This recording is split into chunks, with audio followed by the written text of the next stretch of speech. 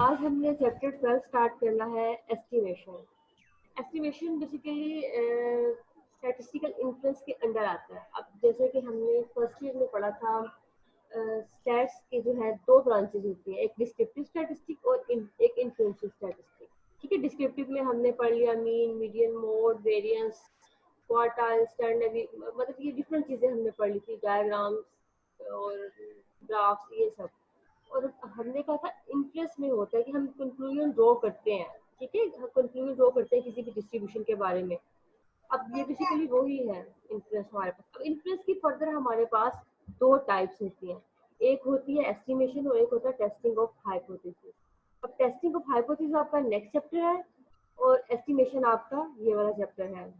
ठीक है, अब समझ आ गई। देखिए हमारे पास स्टैट्स की दो ब्रांचेस होती हैं, एक होता है इन डिस्क्रिप्टिव स्टैटिस्टिक और एक इन्फ्लुएंशियल स्टैटिस्टिक। अब डिस्क्रिप्टिव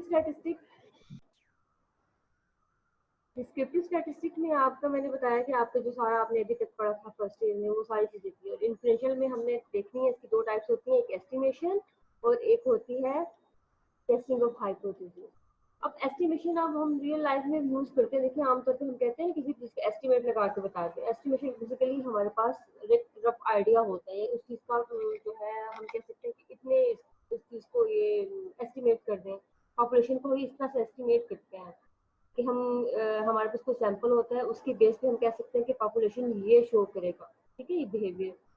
अब इसकी डेफिनेशन देख लेते हैं। एक तो मैं आपको यहाँ स्टार्टिंग से बता दूँ, ये थोड़ी सी डेफिनेशन ये इस तरह से मैंने लिखी थी कि आप यहाँ से भी कर सकते हो और उसके बाद वहाँ से भी कर सकते हो। एस्टिमेशन क्या होता है बेसिकली आपके पास? Estimation Estimation is a process to estimate unknown value of population parameter by using sample observation. आपने सैंपल की बेस पे पॉपुलेशन पैरामीटर की जो वैल्यू एस्टिमेट करनी है उसको हम प्रोसीजर को एस्टिमेशन कहते हैं। ठीक है, अब आपको क्लियर हुआ होगा। जैसे सैम्पलिंग में भी तो यही चीज़ थी ना, बेसिकली सैंपल्स की बेस पे हम कह देते थे कि ये अब जो हम सैंपल्स निकाल रहे हैं ये पॉपुलेशन को रिप्रेजेंट करेगी। सिमिलरली एस्टिमेशन में भी यही चीज़ है एक तरह से, लेकिन इसमें उस तरह से सैम्पलिंग नहीं करनी होती है। इसमें आपको ऑब्जर्व वैल्यू जो है सैंपल की गिवन होती हैं, बस आपने सैम्पलिंग किए बगैर बस फॉर्मूलाज के थ्रू आपने एस्टिमेशन करनी होती है। ठीक है, अब हम बुक से देख लेते हैं, उसके बाद हम यहीं से नेक्स्ट पढ़ेंगे डेफिनेशंस को। सबसे पहले है हमारे पास स्टैटिस्टिकल इन्फ्लुएंस क्या होता है। Statistical influence is a field concern with drawing conclusions about population, about distributions by using observed value. Observed value का मतलब होता है कि आपके सैंपल के जो वैल्यूज हैं उनको random variable which are governed by these distributions. अब इन शॉर्ट या इन जो है नटशेल आप कह सकते हो कि आपका स्टैटिस्टिकल इन्फ्लुएंस वो होता है जो आपने कंक्लूजन ड्रॉ करना होता है सैंपल की बेस पे पॉपुलेशन के लिए। सैंपल की बेस पे पॉपुलेशन के लिए जो कंक्लूजन ड्रॉ करते हैं उसको हम इन्फ्लुएंस कहते हैं। ठीक है, ये देखें, सैंपल की बेस पे पॉपुलेशन के बारे में जो कंक्लूजन ड्रॉ करना होता है वो हमारा क्या कहलाता है? Statistical influence. ठीक है, ये इसकी डेफिनेशन आपने यहाँ से कर लेनी है, यहाँ से करना चाहो यहाँ से कर लो, अगर किसी और के किसी के पास नोट्स की फॉर्म में कोई बुक है आप उससे करना चाहो तो उससे कर सकते हो।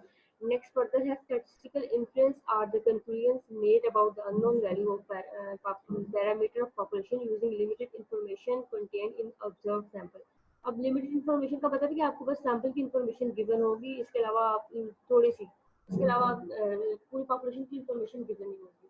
सैंपल की लिमिटेड इंफॉर्मेशन से आपने पॉपुलेशन पैरामीटर अननोन वैल्यू को एस्टिमेट करना है, उसके बारे में कंक्लूजन ड्रॉ करना है। ठीक है, the two most important type of statistical influence, अभी मैंने आपको बताया इसकी स्टैटिस्टिकल इन्फ्लुएंस की दो टाइप्स होती हैं, एस्टिमेशन और टेस्टिंग ऑफ हाइपोथेसिस। बेसिकली ये वो है जो आपने फर्स्ट ईयर में सेकंड ब्रांच पढ़ा था कि इन्फ्लुएंस सेकंड इन्फ्लुएंशियल स्टैटिस्टिक क्या होता है, ये वो चीज़ थी। ठीक है, अब नेक्स्ट इसके बाद है स्टैटिस्टिकल एस्टिमेशन। डेफिनेशन हम यहाँ से देखेंगे, पहले इसको मैं आपको बता दूँ यहाँ से, ये जरा थोड़ा इजी वर्डिंग में है। एस्टिमेशन तो आपने देख लिया कि प्रोसीजर होता है पॉपुलेशन वैल्यू के बारे में सैंपल से आप जो करते हैं। एस्टिमेट क्या होता है ये आप देखेंगे, इसमें तीन वर्ड ज़्यादा यूज होंगे, एस्टिमेशन, एस्टिमेट और एस्टिमेटर। ठीक है, अब एस्टिमेट क्या है? Estimate is the numerical value of population parameter. अब जो आपकी न्यूमेरिकल वैल्यू आती है आप उसको एस्टिमेट कहते हैं। ठीक है, याद रखना जो भी न्यूमेरिकल वैल्यू होगी वो एस्टिमेट कहलाएगी। प्रोसीजर क्या होगा? एस्टिमेशन होगा। एस्टिमेटर फिर क्या होगा? Estimator is a rule or formula from which we calculate unknown value of population parameter. Estimator, अब याद इसलिए आप रख सकते हो, कभी कभी आपको ये एमसीक्यूज में या शॉर्ट क्वेश्चन में आता है तो आपको मिक्स हो जाता है कि एस्टिमेटर एस्टिमेटर क्या होता है।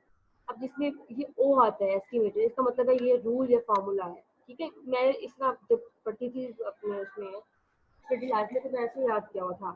ओ जिसमें आता है इसका मतलब है ये रूल या फार्मूला है, जिसमें ये नहीं आता इसका मतलब है ये न्यूमेरिकल वैल्यू है। ठीक है, एस्टिमेट होगा वो न्यूमेरिकल वैल्यू होगा, एस्टिमेटर होगा वो रूल या फार्मूला होगा, और एस्टिमेशन होगा वो प्रोसीजर होगा।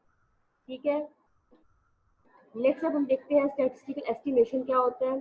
तो statistical estimation is a procedure of making judgement about the unknown value of population parameter by using sample observation. अब आप यहाँ से स्टैटिस्टिकल एस्टिमेशन की डेफिनेशन चाहे तो यहाँ से कर लें, चाहे तो वो कर लें, आपकी अपनी मर्जी है। ठीक है, population parameters are estimated from sample data because it is impracticable to examine the entire population. अब आपको पता है कि आप ये प्रैक्टिस में नहीं है कि आप पूरी पॉपुलेशन को जो है एग्जामिन नहीं कर सकते हो, तो आपने सैंपल्स के साथ ही डील करना होता है पॉपुलेशन पैरामीटर को एस्टिमेट करने के लिए। In order to make such exact determinations, statistical estimation procedure provide estimates of population parameter with desired degree of confidence. अब इसमें आपका बेसिकली जो इस चैप्टर में होगा ना, आपने देखना है कॉन्फिडेंस इंटरवल निकालना होगा आपने। इंटरवल इसमें ये होता है, आपने इंटरवल इसमें ये होगा कि आपने ना बेसिकली आपको दो वैल्यूज गिवन होंगी, एक लोअर वैल्यू गिवन होगी और एक अपर वैल्यू गिवन होगी। ठीक है, ये आपका इंटरवल हो जाएगा। आपने कहना है इस लोअर और अपर के दरमियान में ही आपकी वैल्यू लाई करती है जो आपका एस्टिमेट है। ठीक है, पॉपुलेशन का एस्टिमेट अगर आप इंटरवल एस्टिमेशन के थ्रू कर रहे हो तो आपके पास, अब इसमें भी आपके पास एस्टिमेशन की भी फर्दर दो टाइप्स हैं। देखिए इन्फ्लुएंस की दो टाइप्स हैं, एस्टिमेशन और टेस्टिंग ऑफ हाइपोथेसिस। ठीक है, ये हमने ऊपर देख लिया। अब एस्टिमेशन की भी फर्दर दो टाइप्स आ जाती हैं, एक होता है पॉइंट एस्टिमेशन और एक होता है इंटरवल एस्टिमेशन। इंटरवल एस्टिमेशन में ये होता है कि देखिए आपके पास दो इंटरवल आ जाएंगे, एक लोअर वैल्यू आ जाएगी, एक अपर वैल्यू आ जाएगी। आपने कहना है कि पॉपुलेशन का पैरामीटर है वो इन दोनों के दरमियान में एग्जिस्ट करता है, इससे बाहर नहीं होगा। ठीक है, कॉन्फिडेंस इंटरवल का मतलब है कि आप इतने परसेंट श्योर है कि आपकी जो वैल्यू है इन दोनों इंटरवल्स के दरमियान में लाई करेगी। इंटरवल एस्टिमेशन ये होता है, भी हम इसको फर्दर डिटेल में पढ़ेंगे, लेकिन यहाँ पे जस्ट कॉन्सेप्ट दे रही हूँ कि इंटरवल एस्टिमेशन में ये होता है कि आप इस इंटरवल के अंदर आपकी जो है पॉपुलेशन पैरामीटर की जो एस्टिमेट लाई करता है। पॉइंट एस्टिमेशन जैसे कि देखिए नाम से शो हो रहा है, इंटरवल का मतलब तो नाम से शो हो रहा है कि कोई इंटरवल होगा, पॉइंट नाम से शो हो रहा है कि ये कोई पॉइंट होगा, एक सिंगल वैल्यू होगी। ठीक है, याद रखना है पॉइंट एस्टिमेशन का क्या मतलब है, सिंगल वैल्यू। अब इसकी यहाँ से डेफिनेशन देख लेते हैं, लेकिन इससे पहले मैंने जो लिखी हुई है आप वो भी चेक कर लें, बाद में ये देख लेते हैं पॉइंट एस्टिमेशन क्या होता है। The process of finding a single value from the sample is called point estimation. ये प्रोसीजर, जो भी एस्टिमेशन होता है वो प्रोसीजर होता है, जो भी एस्टिमेट होता है वो न्यूमेरिकल वैल्यू होती है, जो भी एस्टिमेटर होता है वो रूल या फॉर्मूला होता है। अब एस्टिमेशन होने का है ये प्रोसीजर है सिंगल वैल्यू को फाइंड, क्योंकि पॉइंट एस्टिमेशन पढ़ रहे हैं ना हम, तो मतलब सिंगल वैल्यू को फाइंड करने का प्रोसीजर है। अगर हम इंटरवल एस्टिमेशन पढ़ते तो फिर वो इंटरवल ऑफ वैल्यूज को फाइंड करने का मेथड होता सैंपल के थ्रू पॉपुलेशन पैरामीटर के लिए। ठीक है, यही इसका बेसिक कॉन्सेप्ट है कि आपने सैंपल की बेस पे एस्टिमेट करना है पॉपुलेशन को, क्योंकि हर जगह पे आपको पॉपुलेशन तो गिवन ही है ना। देखिए आपने पॉपुलेशन को एस्टिमेट करना है, पॉपुलेशन सारी पॉपुलेशन के साथ आपको डील करना मुश्किल होता है। ठीक है, ये प्रैक्टिस में नहीं है कि आप फॉर एग्जाम्पल अगर आप देखना चाहें कि पाकिस्तान में कितने जो है वो गार्डन है मैंगो के और उसमें कितने मैंगोज हैं, तो आप काउंट नहीं कर सकते हो, हर एक गार्डन में जाओगे मैंगो काउंट करोगे तो ये जरा बड़ा लंबा लेंथी प्रोसीजर होगा और थोड़ा सा मुश्किल इन प्रैक्टिस में नहीं है, मतलब इनप्रैक्टिसेबल है। तो आपके लिए बेहतर ही होगा कि आप उसमें से चंद सैंपल कलेक्ट कर लोगे कि मैंने सरगोदा के देखने हैं या मैंने किसी भी सिटी के ऐसे आप जो है फॉर एग्जाम्पल ले लेंगे। तो उसकी बेस पे आप एस्टिमेट करेंगे कि पॉपुलेशन ये शो करेगी पाकिस्तान में ऑन द एवरेज मैंगो की जो है प्रोडक्शन इतनी हो रही है। ठीक है, किसी भी चीज़ की प्रोडक्शन के बारे में आप एस्टिमेट कर सकते हो, ये है बेसिकली। अच्छा, पॉइंट एस्टिमेशन आपको बता दी प्रोसीजर सिंगल वैल्यू को फाइंड करने का। नेक्स्ट पॉइंट एस्टिमेट क्या है। Point estimate a single numerical value calculated from sample is called point estimate ये एस्टिमेशन गलती लिखा गया, यहाँ पे एस्टिमेट लिखना था। और पॉइंट एस्टिमेटेड क्या होता है? The rule formula that is used to estimate the population parameter is called point estimate. ठीक है, नेक्स्ट अब हम आते हैं बुक से देख लेते हैं पॉइंट एस्टिमेशन ऑफ पैरामीटर क्या होता है। The object of point estimation is to obtain single value. ये माइंड में रखना चाहिए। लेकिन कुछ पिछले लास्ट चैप्टर में भी हमने पढ़ा था, कुछ चीजें ऐसी होती हैं जिनका नाम पढ़ते ही आपको पता चल जाना चाहिए कि ये क्या होता है। जैसे कि हमने पढ़ा था सैम्पलिंग फ्रेम क्या होता है, सैम्पलिंग यूनिट्स क्या होते हैं, तो हमें सैम्पलिंग फ्रेम का नाम सुनते ही आ जाता है complete list of units. Similarly point का नाम सुनते ही आपके माइंड में आ जाना चाहिए अ सिंगल नंबर। ठीक है, सिंगल न्यूमेरिकल वैल्यू जो आपने कैलकुलेट करनी होगी। Point estimator क्या? Point estimator is a sample statistic that is used to estimate the unknown value of population parameter। आप देखोगे सारी डेफिनेशन तो बिल्कुल सेम रिजेंबल कर रही होंगी, कोई एक आधे जो है ना वर्ड का डिफरेंस होगा, अदरवाइज ये सेम सेम ही है। ठीक है, an estimator is always statistic which is both function and random variable. अब आपको ये भी पता होना चाहिए कि एस्टिमेटर जो है वो फंक्शन भी होता है और रैंडम वेरिएबल भी होता है। ये कभी एमसीक्यू में पूछा जा सकता है। with probability distribution। An estimator is denoted by capital letter। अब ये भी कभी कभी एमसीक्यू से पूछ सकते हैं कि एस्टिमेटर को किस लेटर से शो करते हैं। Suppose x1, x2, x1, xn is a random sample from population with probability mass function, probability density function is this. And the estimated t is intended to estimate theta is a function given by this। अब आप याद रखना चाहो तो याद रख लो, otherwise ये definition काफी होती है ना कुछ। ठीक है, ये आपको डिटेल में एक्सप्लेन करने की उन्होंने चीजें दी होती है। अब पॉइंट एस्टिमेट क्या? Point estimate is a specific value of estimator computed from the sample data after sample has been observed when random sample becomes available from the population and estimated t is computed from the sample data numerical value। अब in short हम कह सकते हैं कि जो point estimate होता है वो न्यूमेरिकल वैल्यू होती है। ठीक है, इसका आपको मैंने बताया था जब एस्टिमेट का वर्ड यूज होगा तो आपके माइंड में आ जाना चाहिए ये न्यूमेरिकल वैल्यू होगी कितनी उसकी। और एस्टिमेटर होगा तो वो रूल या फॉर्मूला होगा, और एस्टिमेशन होगा तो वो प्रोसीजर होगा। आप चाहे तो यहाँ से डेफिनेशन कर लें, चाहे तो जो लिखेंगे मैंने वो कर लिया। ठीक है, अब आपकी कितनी मर्जी है। अब इसमें एक दो बच्चे कह रहे थे कि कोई लेंथी क्वेश्चन है नहीं है, इसमें जो फर्स्ट एक्सरसाइज है ना वो थोड़ा सा सैम्पलिंग डिस्ट्रीब्यूशन का रिव्यू है। अदरवाइज 12.2 से तो इसकी अपनी एक्सरसाइज स्टार्ट हो जाएगी, वो छोटे छोटे क्वेश्चन होंगे, लेकिन इसमें इन्होंने थोड़ा सा सैम्पलिंग के क्वेश्चन दिए हैं। अब फर्स्ट एग्जांपल हमारे पास है a random sample selected from a normal population with mean mu and variance sigma scale। अब आपको ये पता होना चाहिए, हमने दो चैप्टर पढ़ लिए हैं। नॉर्मल पॉपुलेशन जब कहा हो तो मीन म्यू होता है और वेरिएंस सिग्मा स्केल होता है। अगर सैंपल की बात की होती तो यहाँ पे एक्स बार आ जाता और यहाँ पे एस आ जाता। और उसके बाद उन्होंने कहा है गेव वैल्यूज। अब ये वैल्यूज आपके पास डाटा की जो गिवन है। Given the point estimator for mu and sigma scale find their point estimate. आपने पॉइंट एस्टिमेटर बताना और पॉइंट एस्टिमेट्स बतानी है।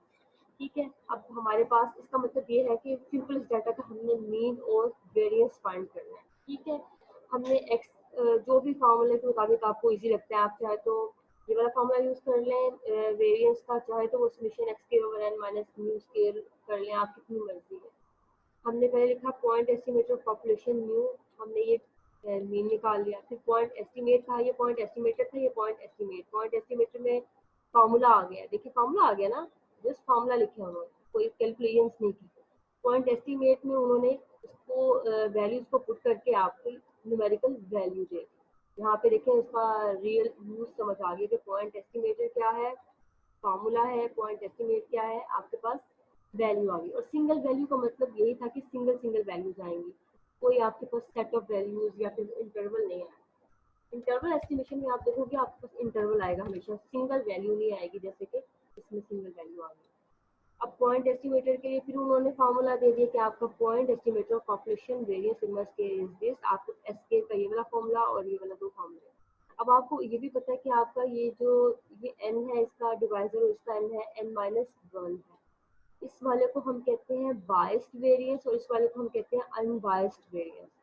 आमतौर पे आपको गिवन नहीं होता आपने कौन सा करना, तो आप ये करते हो अनबायस्ड वाला। लेकिन अगर कभी आपको स्पेसिफाई कर दें कि आपने अनबायस्ड वाला निकालना, तो आपने ये n-1 डिवाइजर वाला यूज करना होगा। ठीक है, और ये आपका है बायस।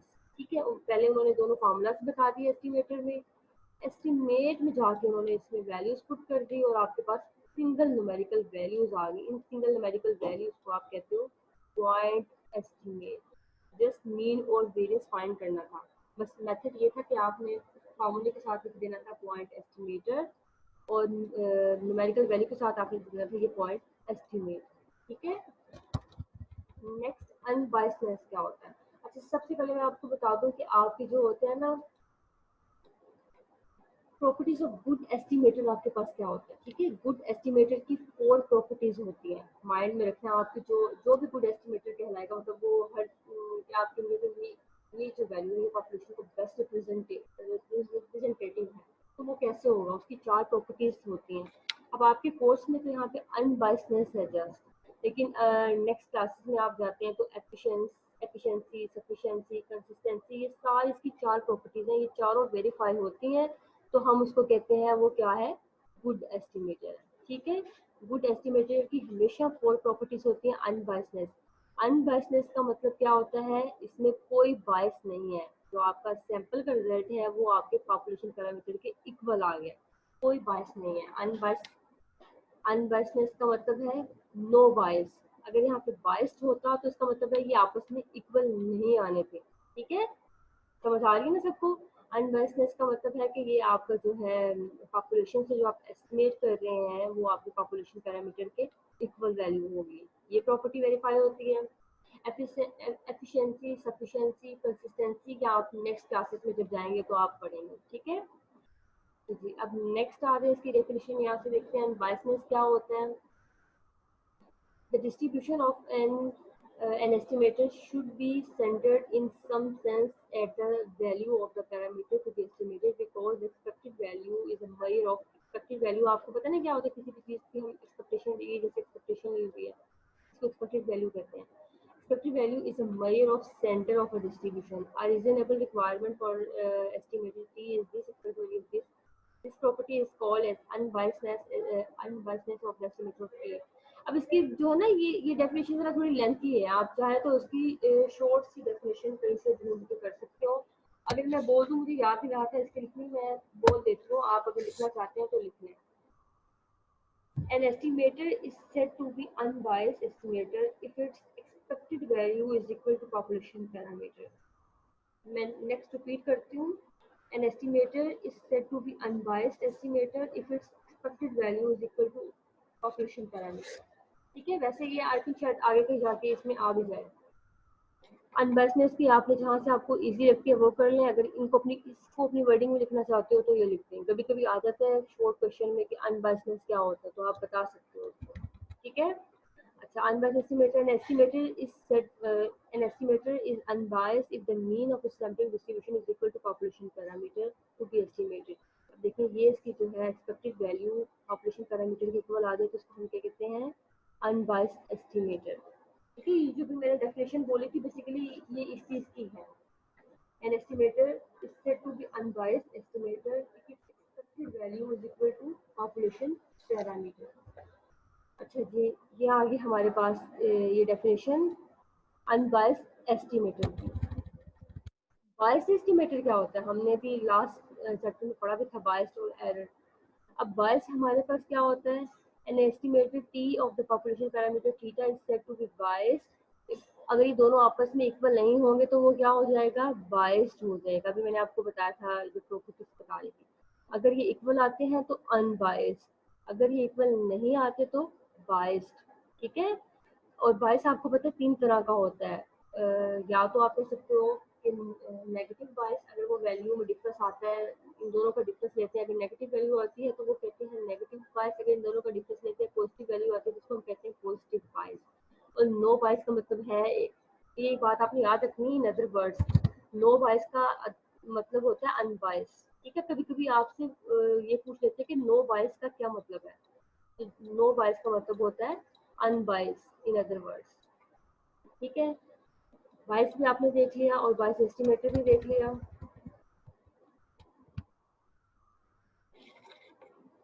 If T is unbiased estimator, it will tell to give estimate near to theta, and if t is bias estimator it will tend to give the estimate far from theta. अब ये तो आपको समझ आएगी ही, अगर वो कह रहे हैं कि अनबायस एस्टिमेटर होगा तो भी t और थीटा की जो वैल्यू है आपस में नियर होगी। अगर ये हमारे पास बायस एस्टिमेटर है तो ये दोनों वैल्यूज नियर नहीं होंगी, फार फ्रॉम थीटा होंगी, ठीक है, t जो है वो थीटा से दूर होगा। इसकी जो एग्जांपल 12.2 है ये बेसिकली लास्ट चैप्टर की वो है। A population consists of 5 numbers. A population आपके पास है 5 numbers, इसका मतलब आपके पास कैपिटल N क्या है 5. Consider all the possible samples of size 2. आपका sample size है इसमें 2 small n which can be drawn with replacement का आपने काम करना है from this population by forming the sampling distribution show that आपने sampling distribution किस चीज़ की बनानी है, आपने बनानी है सैम्पल वेरिएंस की जिसका डिवाइजर n है, सैम्पल वेरिएंस की जिसका डिवाइजर n-1। अभी मैंने आपको बताया था जिसका n होता है उसको हम बायस एस्टिमेटर कहते हैं और जिसका n-1 होता है उसको हम अनबायस एस्टिमेटर कहते हैं, ठीक है। अब इसका सबसे पहले आपने वही जो करना होता है, पॉपुलेशन लिख ली, पॉपुलेशन का साइज, सैम्पल साइज, आपने पॉपुलेशन के यूनिट से उसका म्यू और वेरिएंस निकाल लिया। पॉपुलेशन का मीन वेरिएंस आने के बाद आपने नंबर ऑफ पॉसिबल सैंपल्स देखने कितने बन रहे हैं, क्योंकि विद रिप्लेसमेंट था तो 25 सैंपल्स बन गए हमारे। हमने सैंपल्स बना लिए। अच्छा, अब इसमें सैंपल्स बनाते हुए आपने आप जितना बनाते आए हैं उसी तरह बनाइएगा, इस तरह बनाने की जरूरत नहीं। आपने एक कॉलम बना लेना है सैंपल्स का और नेक्स्ट आपने कॉलम बनाना है वेरिएंस का और सैंपल वेरिएंस एन और n-1 डिवाइजर वाला, ठीक है।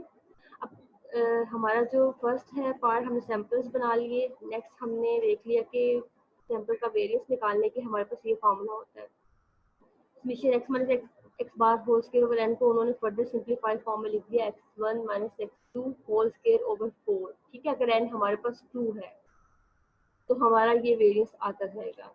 ये हमारा है n डिवाइजर वाला, ये भी याद रखना है आपको। नेक्स्ट हमने जो करना है काम, ये देखिए, अब नेक्स्ट हमने उन्हीं जो है सैंपल्स का वेरिएंस निकालना है, वो होगा n-1 डिवाइजर वाला। इसके नीचे हमारा ये जो है n2 आ जाएगा, ठीक है, ये याद रखनी है। बाकी को वाला फॉर्मूला सेम ही है, नीचे इसके 2 आ जाएगा, उसके 4 आया था। आप इस तरह से ये सारे वेरिएंसेस निकाल लेंगे। जब ये दोनों वेरिएंसेस निकाल लेंगे तो उसकी डिस्ट्रीब्यूशन बनानी है।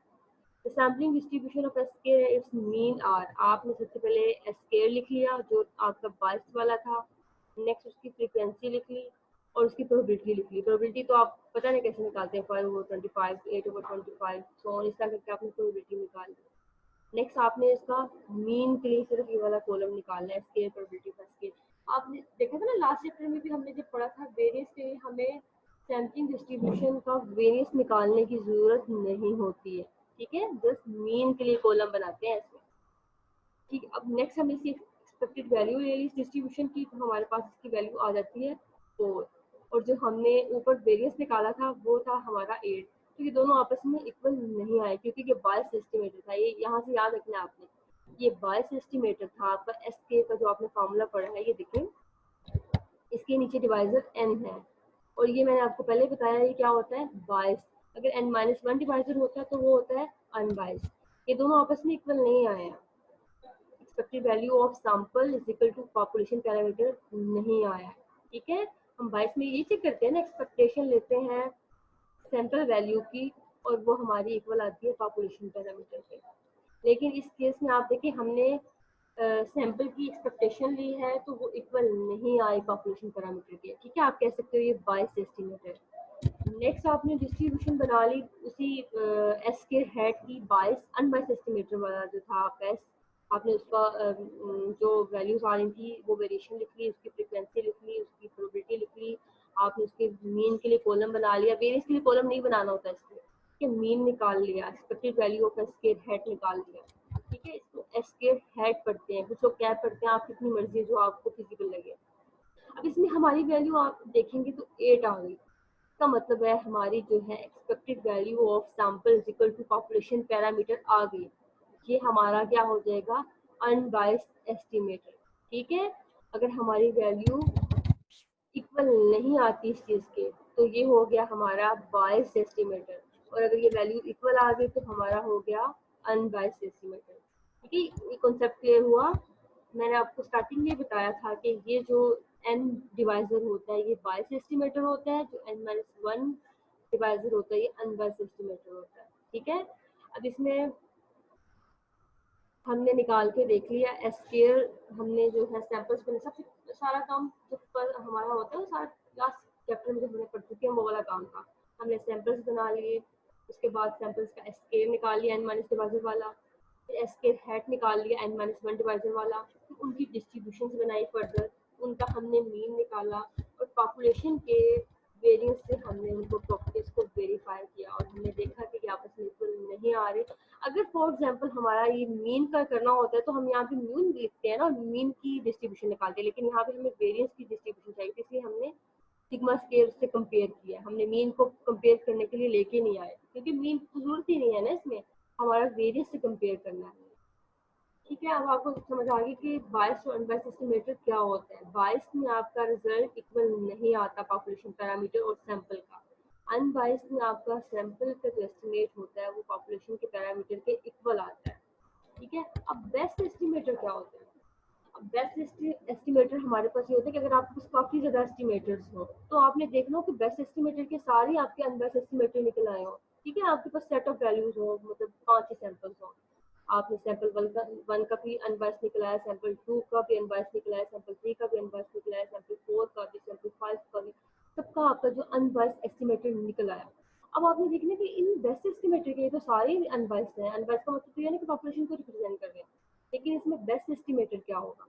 बेस्ट एस्टिमेटेड की डेफिनेशन ये है हमारे पास, an estimated t is said to be by best और minimum variance, जिसका भी मिनिमम वेरियंस होगा, ये याद रखना हमेशा माइंड में। बेस्ट एस्टिमेटेड माइंड में आते ही आपको समझ आ जानी चाहिए कि जिसका मिनिमम वेरियंस होगा वो बेस्ट एस्टिमेटेड होगा। जैसे कि आपको याद होगा हमने प्लस 3 में पढ़ा था कोफिशिएंट ऑफ वेरिएशन, जिसका सीवी छोटा होता था जिसका सीवी बड़ा होता था, तो उससे हमने अपनी रिलायबिलिटी परफॉर्मेंस कंसिस्टेंसी ये देखते थे। और जब हमने स्टैंडर्ड डेविएशन और वेरिएंस की इंटरप्रिटेशन पढ़ी थी तो मैंने आपको बताया था जिसका वेरिएंस कम होता है वो मोर रिलायबल होता है या मोर प्रिसाइज होता है। सिमिलरली यहाँ पे भी जब आपके पास ये एस्टिमेटर आ जाते हैं, जिस एस्टिमेटर का वेरिएंस छोटा होगा, उन 5 सैंपल्स में से जिसका वेरिएंस छोटा होगा वो क्या हो जाएगा हमारे पास, बेस्ट एस्टिमेटर होगा। आमतौर पर यूजली तो ये होता है ना कि जो चीज़ बड़ी होगी वो अच्छी है, लेकिन वेरिएंस के केस में जिसका मिनिमम होता है वेरिएंस वो बेस्ट होता है। An estimated t is said to be best or minimum variance estimator if among all other unbiased estimator none has a smaller variance than t। ठीक है, आपके पास जो पांचों में से जो भी, ये तो मैं मिसाल दे रही हूँ 5 सैंपल्स, आपके पास कितने हो सकते हैं, काफी सारे एस्टिमेटर आ सकते हैं, बिल्कुल तो 5 से ज्यादा सैंपल आप सैंपल्स निकाल लो तो जो आपका स्मॉल वेरियंस होगा वो unbiased estimator, small minimum variance होगा वो आपका बेस्ट एस्टिमेटर होगा। ठीक है, अब बेस्ट एस्टिमेटर पॉपुलेशन का आपका ये होता है और वेरिएंस का ये देखिए ये जो होता है n-1 डिवाइजर वाला, ये आपका अनबायस्ड होता है, ये याद रखना है। नेक्स्ट अब हम आ जाते हैं अपनी बुक पे। Let x1 x2 so on xn represent a random sample of size n from a distribution of f of x among all the u unbiased estimated t। अब चाहे तो ये वाली डेफिनेशन कर लें, चाहे तो वो वाली कर लें। Best or minimum variance estimator among all u and of all unbiased estimator, none has a small variance than t star static। अच्छा, ये बेस्ट एस्टिमेटर की डेफिनेशन होगी। Next, best estimator of population mean और variance के कौन कौन से होते हैं आपके पास। पॉपुलेशन का मीन का जो है आपके पास ये बेस्ट एस्टिमेटर होता है, पॉपुलेशन वेरिएंस का आपके पास ये होता है जिसका n-1 डिवाइजर। अगर यहाँ पे n डिवाइजर होता तो वो तो बायस एस्टिमेटर होता, बायस एस्टिमेटर को तो हम बेस्ट कह ही नहीं सकते हैं। ठीक है, बेस्ट एस्टिमेटर में हमारे पास n-1 डिवाइजर वाला ये होगा बेस्ट एस्टिमेटर पॉपुलेशन का। नेक्स्ट अब हमें अगर वो कहते हैं कि क्वेश्चन में कैसे आपने इसको एक्सप्रेस करना है, obtain the best unbiased estimates of the population mean mu and the variance sigma square from which the following sample is drawn। आपको n गिवन है, समीशन x गिवन है और ये वेरिएंस के लिए वो वाली टर्म गिवन है, ये देखिए ये वाली, बस आपने n-1 डिवाइजर करना है। अब उन्होंने कहा अनबायस्ड एस्टिमेट बताएं।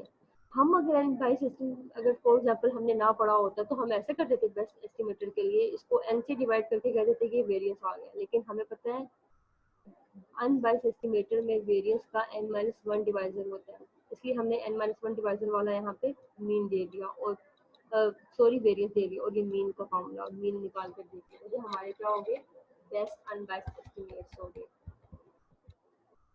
नेक्स्ट है हमारे पास बेस्ट एस्टिमेटर पॉपुलेशन प्रोपोर्शन क्या होता है। अब पॉपुलेशन प्रोपोर्शन हमारे पास बेस्ट वो होता है x/n। ये हमने लास्ट चैप्टर में जब प्रोपोर्शन का केस पढ़ा था तो मैंने आपको बताया था x/n हम इस तरह से प्रोपोर्शन निकालते हैं अपना, तो ये इसका बेस्ट एस्टिमेट है क्योंकि इसमें बायस अनबायस का चक्कर नहीं होता। इसमें बस ये है कि बेस्ट एस्टिमेटर यही आता है, एक ही है फॉर्मूला इसमें। अच्छा, random sample of 50 children, 50 children का मतलब है रैंडम सैंपल है, ये हमारा n हो गया।